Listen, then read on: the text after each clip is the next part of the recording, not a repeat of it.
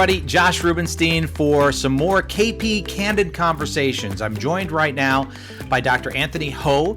He is our regional physician lead for KP's Elder and Dependent Adult Abuse Prevention Program. You are working out of our LA Medical Center. Dr. Ho, thank you so much for spending some time to talk about elder abuse. It is Elder Abuse Awareness Month. And as we go through this interview and this talk, I want to throw out some statistics, some facts that people may not know about elder abuse. First off, elder abuse most often takes place in the home where the senior lives. And that can be an institutional setting or a long-term care setting. But I think what people don't understand is it happens at home, which is something that we saw in the pandemic. It's something that we see with abuse in general. Isn't that correct? Yes. Tell me, how would you define elder abuse, Dr. Ho? First, thanks for giving me this forum, Josh. I'm really appreciative, just because it is, really a silent epidemic, elder abuse. But really, what elder abuse is, it's an act or lack of action. In the case of neglect by a trusted other. So it could be a neighbor, it could be a family member, it could be a caregiver, but that lack of action or action results in harm to the older person. Why did you pick this as a field, a specialty? I like any good geriatrician probably had a grandparent that they were really close to. And in my case, my grandmother was very close to me. And, just really seeing as she aged, just how vulnerable, she became in some instances, realize, and just sort of just by the virtue of having family members around and just having like a community around here, she was really able to live, a good life into old age. But realizing as I sort of was training that that's not the case for a lot of seniors, and a lot of seniors, because of cognition issues or functional issues, they just don't have that like voice, and that's why, I really grew close to, the subject is something I wanted to, spread the word about and investigate further. I had a really great mentor, Dr. Laura Mosqueda, who, really is a world expert in this field as well too. So got really great training from her as well. What are some of the signs of elder abuse? Elder abuse, just because there's, several different kinds, we really, but they all share some of the same DNA at times. And, what you want to look for is a vulnerable elder. So we look at risk factors. For example, if someone's cognitively impaired or emotionally or mentally impaired, that is a major risk factor. So those patients may be at higher risk for abuse. Dr. Mosqueda, who I just mentioned, did a really groundbreaking a study and analysis that found that 50% of patients with dementia may experience mistreatment at some point. So basically, if they're cognitively impaired, emotionally or mentally impaired, or if they're functionally impaired, they're at greater risk. So when we identify a person who may be at greater risk, then we start looking for red flags, and that depends on the kind of abuse. So if it's neglect, we, naturally, I think anyone, will look for the big picture stuff, like if they're dehydrated, if they have poor hygiene. But as clinicians, we sometimes need to look for more subtle things. For example, if they keep going back to the ER, or repeat hospitalizations, or if they're falling a lot, or if the meds tend to be off, they're non-compliant, or they're on medications, that may be inappropriate. Those kinds of things, point you in the direction that maybe something is going on. And we discussed this at the beginning, just before we started the interview. Most common forms, and I believe this is in order, correct me if I'm wrong. Number one is emotional abuse. Number two is financial exploitation. Number three is neglect. And number four is physical or sexual abuse, correct? Yeah, and those estimates, they vary a little bit depending on the studies you look at, but for the most part, we sort of see that emotional abuse, mental abuse is probably the most common, and then between neglect and financial abuse, those are probably the next most common, and then physical and sexual abuse. But the most important thing is a lot of these are all underreported, so sometimes it's tough to get a good gauge, but that's about right. Tell me this: what does and I don't know if you can, but what does an abuser look like? Who is an abuser? That's a really great question. Just because, elders who are abused, who experience mistreatment, they're oftentimes living with someone who they're dependent on. So, those abusers, those ones that, may be mistreating these seniors, usually they have their own profile. They're likely to be dependent on the person, so there is this sort of codependent relationship. They also may be having their own challenges. They may be emotionally distressed, they may be mentally ill.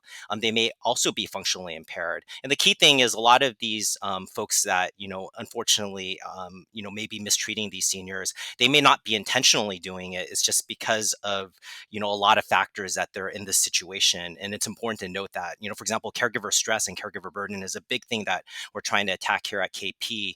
And, a lot of these trusted others may be put in situations where they're so stressed out and anxious, and then really push their limits where the abuse happens. And that's something we can help change over time with education. One statistic that really stuck out to me, it's estimated that more than 1 in 10 older adults experience some form of abuse.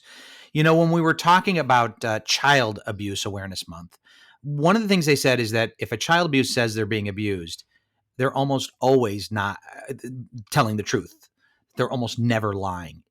Are we seeing the same kind of thing with elder abuse as well? Exactly, and then that's the thing we want to emphasize to our communities and our providers. Listen to older folks, because if they are saying that, whether it's financial abuse, physical abuse, neglect, if they say something, chances are there is something going on. And we have studies that show that, even patients who, they did a study on patients with bruising as a result of abuse, and even patients who had, dementia and advanced dementia. Oftentimes, because of ageism, they may be poo-pooed in terms of what they're saying, just because they may not be cognitively intact. But they found that, if someone mentions it, even with advanced dementia, most likely it's happening. You said ageism, and I think that's really important to highlight. We live in a society that celebrates youth. Um, but in this society, in that's our culture, right? There are other cultures where the elder is revered. Does that, especially in the business that you're in, um, do you feel like we're missing the boat sometimes on that? I think so, and sometimes it's just because older folks don't have a voice. They may be in parts of the community. For example, they may be in an assisted living or in a nursing home. They During the pandemic, it's been exacerbated because even if they're at home, they were told to stay inside and not go out. That's gotten a little bit better as the pandemic has progressed, but and obviously it was for health reasons. But in reality, they were getting more and more isolated, and we found that with more isolation, older folks tend to be at higher risk for abuse. So to answer your question, yeah, because of their out of sight, out of mind, oftentimes, we don't really inquire. We sometimes, because of that they're not really at top of mind, older folks issues aren't addressed as strong as they should be. In the pandemic, we found that, you quoted 1 out of 10 seniors are likely experiencing abuse. We found during the pandemic it was up to 5 out of 10. Wow. So that's really sobering.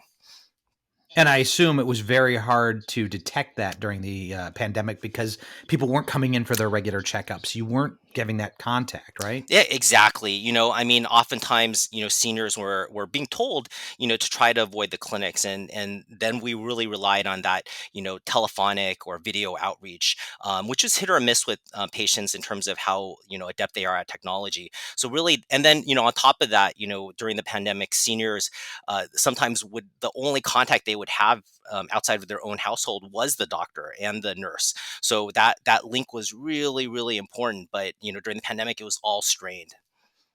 How do you feel? You have to have some emotion when you see some of these vulnerable individuals coming into your practice, having dealt with abuse. I assume that you can only put that tough exterior on for so long.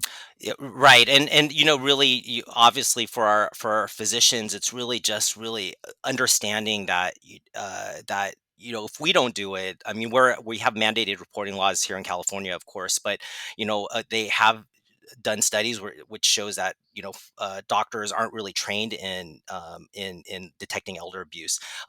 They did a survey of medical students and residents and found that they never got any lectures on this topic. So sometimes, because it's emotionally difficult, human nature is sometimes to just avoid the subject altogether. So what we're here to teach, especially during Elder Abuse Awareness Month, is if it's not you, it may be because no one else is paying attention. So yeah, it may be difficult, but you really just have to sort of understand that, like, we're oftentimes that only link, to make sure that these folks have advocacy. What can I do if I suspect someone I know or a loved one is dealing with this? Great question. I think there's two parts to that. If you're a physician or a nurse, someone in healthcare, actually anyone who's actually responsible for an older person, we're technically, mandated reporters.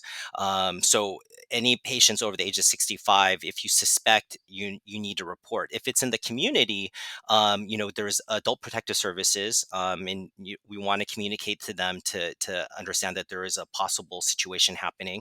And if the patient lives in a facility, for example, a nursing home or a custodial facility, a boarding care, assisted living, we have a long-term care ombudsman. But either way, it's just to make sure you communicate to someone. For example, if you contact Adult Protective Services just because they're in a facility, they'll go ahead and reach out to the ombudsman, and vice versa. And finding that information is pretty easy. If you're within KP, we have a great SharePoint, kp.org/FVPP/elder abuse. That will link you to a way to get to the proper authorities. If you're in a facility, that the signs are posted everywhere. But the National Center on Elder Abuse has a great website too. So there's a lot of public entities out there with that information out there. But the key thing is that idea of, like, if it's happening, you want to make sure that you get the patient to the right agency. Is elder abuse, if it's not physical, is it illegal? So, great question as well too. So, in the state of California, we are mandated to report physical abuse, financial abuse, sexual abuse, and neglect. Emotional abuse, it can be reported, but we're not mandated to. But I would always say that, I always tell our residents and our fellows this: if you witness emotional abuse or mental abuse, chances are there may be something else going on. So I would always advocate to just again, assess and intervene in those cases. I assume that when you do an intake and you see your patients, you kind of look for the signs, maybe subtly, maybe not necessarily outright saying, "Are you being abused?" But you're looking for cues and signs. Is there anything that we can do, just regular Joe public, that can help reduce this? Yes, definitely. And again, a great question. Especially during the pandemic, I think it became really clear, things that we can do as a society to help older folks avoid abuse. And one is social connection. If we can, as a community, keep elders looped into friends, family, community groups, especially during the pandemic, since a lot of those options were taken off the table, I would always tell family members who are afar to just, even that phone call, even that, most everybody has a iPhone or an Android phone now. Just any kind of video application, just to have that face to face is really important. That social connection. Now that the pandemic, has moved along a bit more, and we're able to open up a little bit more with vaccinations, that visit is really important to keep those elders looped in. They may have their, like, immediate household with their immediate caregiver, but if we can keep them looped into the rest of the community, that's important. The other issue is physicians and providers, anyone in healthcare. We really are obligated to have that link between patients, the healthcare and community. But again, if they don't see us, then it's up to the community, those folks in the community, to really keep their antenna up, for these isolated seniors or these seniors who are dependent on others, to just make sure nothing nefarious is going on. Dr. Anthony Ho, thank you so much. I truly appreciate this conversation. It's something that, abuse conversations are really tough for people. They don't want to think it's happening in anybody that they know or in their family. Sometimes it's tough to see, but it's so important, the work that KP is doing, and the work that you are doing in particular. Again, Dr. Anthony Ho, the regional physician lead for our Elder and Dependent Adult Abuse Prevention Program. Thank you so much. Great. Thanks, Josh.